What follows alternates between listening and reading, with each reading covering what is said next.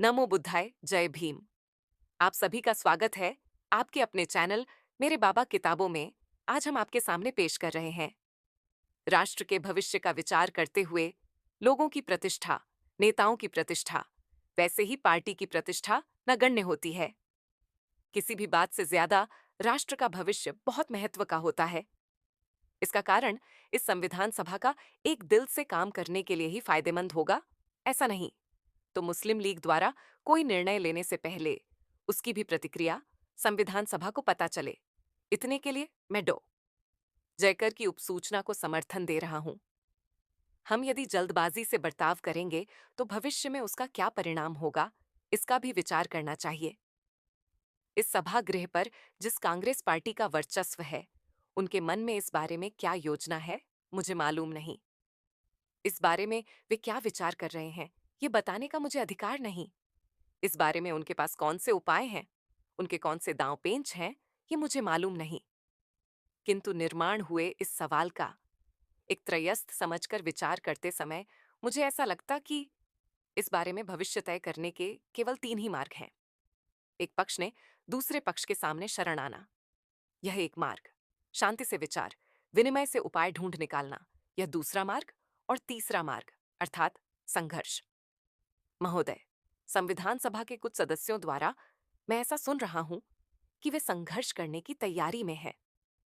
देश की राजकीय अस्थिरता युद्ध के मार्ग से हल करने का विचार इस देश के किसी भी व्यक्ति ने करना, इस कल्पना से ही मैं भयभीत हुआ हूं। यह मैं कबूल करता हूं। देश के कितने लोग इस कल्पना के समर्थन में हैं, यह मुझे नहीं मालूम। मेरे विचार से बहुत लोगों का इसे समर्थन है। इसका कारण किसी भी परिस्थिति में उनमें बहुसंख्यक लोगों का समर्थन। ऐसा युद्ध ब्रिटिशों के विरोध में होगा, ऐसा उन्हें लगता है, या ऐसा मुझे महसूस हो रहा है।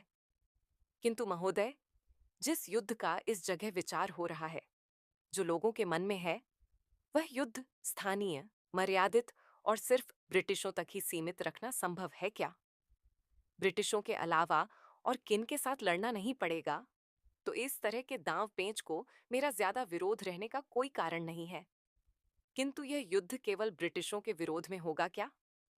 कोई भी संकोच न करते इस सभागृह को मैं जितना संभव हो स्पष्ट शब्दों में बताना चाहता हूं कि यदि इस देश में युद्ध हुआ और इस युद्ध का संबंध हमारे सामने खड़े हुए प्रश्नों से होगा, तो युद्ध ब्रिटिशों के विरुद्ध नहीं होगा, वह युद्ध मुसलमानों के विरोध में होगा।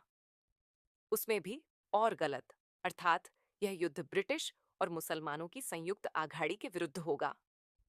होने वाला युद्ध जिस प्रकार होने का मुझे भय है, उसे अलग प्रकार से होगा, ऐसा मुझे नहीं लगता।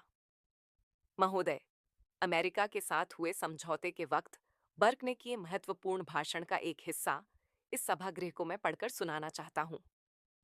मुझे विश्वास है कि सभागृह का वातावरण शांत होने के लिए उसका कुछ प्रमाण में उपयोग हो सकेगा। हमें मालूम है कि अमेरिका के विद्रोही वसाहत बस्ती कॉलोनी पर वर्चस्व प्राप्त करने के लिए ब्रिटिश लोग प्रयासरत थे। उनकी इच्छा के विरुद्ध उन्हें अपने शासन के नीचे लाने का ब्रिटिशों का प्रयास था। वसाहतों को जीतकर उन पर अधिकार जताने की योजना का विरोध करते हुए बर्क ने कहा, महोदय, मुझे यह कहने की अनुमति दी जाए कि केवल बल का इस्तेमाल अस्थायी ही होता है। कुछ समय के लिए ही उसके कारण सत्ता का वर्चस्व रहता है, किंतु उसके कारण उन्हें शासन के अधीन रखने के लिए शक्ति का इस्तेमाल करने की आवश्यकता सदा के लिए दूर करना संभव नहीं। जिस राष्ट्र को सदा शासन के दबाव में रखना है, उस पर इस पद्धति से शासन कर नहीं सकते। मेरा दूसरा आक्षेप शक्ति के परिणाम की अनिश्चितता के बारे में है। शक्ति के इस्तेमाल से हरदम दहशत निर्माण होगी, ऐसा नहीं, और सुसज्ज सेना अर्थात विजय नहीं। यदि आपको यश प्राप्ति नहीं हुई तो फिर कोई भी मार्ग बचता नहीं। विचार विनिमय असफल ठहरने पर सिर्फ शक्ति का मार्ग बचता है, किंतु शक्ति का इस्तेमाल ही असफल रहता है तो विचार विनिमय की आशा भी नहीं बचती। भीख के बदले में कभी कभी सत्ता और शक्ति प्राप्त करना आता है, परंतु शक्तिपात और पराजित हुए हिंसा को भीख में सत्ता और अधिकार कभी भी मांग नहीं सकते। शक्ति के इस्तेमाल पर मेरा अगला आक्षेप ऐसा है कि प्रयत्नों की पराकाष्ठा करके तुम जो प्राप्त करोगे उसे तुम हानि पहुंचाओगे। तुम जो प्राप्त करो वह उसके मूल स्वरूप में नहीं मिलता। वह अवमूल्यित हुआ, नष्ट प्राय हुआ, उद्ध्वस्त हुआ और नष्ट हुए स्वरूप में रहता है। यह बहुमूल्य शब्द है। इसकी ओर नजरअंदाज करना घातक होगा। हिंदू मुस्लिम समस्या बल का इस्तेमाल कर हल करने की योजना यदि किसी के मन में होगी, दूसरे शब्दों में बताना, यानी उसके लिए युद्ध का अवलंब कर मुसलमानों को शरणागति स्वीकारने लगाकर संविधान के अधिकार क्षेत्र में लाना हो, इनकी सहमति के बिना तैयार हुए संविधान को शरण जाने के लिए उन्हें मजबूर किया जाता है, तो इस देश को निरंतर इसी प्रयास में लगे रहना पड़ेगा। एक बार मिलने वाला विजय यह कायम स्वरूपी नहीं होगा। मैंने अब तक जितना समय लिया उससे अधिक समय नहीं लेना चाहता और फिर बर्क को उद्धृत करके मैं मेरे भाषण का समापन करूंगा। बर्क ने ऐसा कहीं तो भी कहा है कि सत्ता देना आसान है, होशियारी देना कठिन है। इस सभा को प्राप्त हुए सार्वभौम अधिकारों का होशियारी से इस्तेमाल करने की अपनी तैयारी है। यह हम अपने बर्ताव से सिद्ध करेंगे। देश के सभी घटकों को अपने साथ लेना यही एकमात्र रास्ता है। एकता की ओर जाए बगैर दूसरा रास्ता नहीं। इस बारे में अपने मन में कोई संदेह नहीं रहना चाहिए।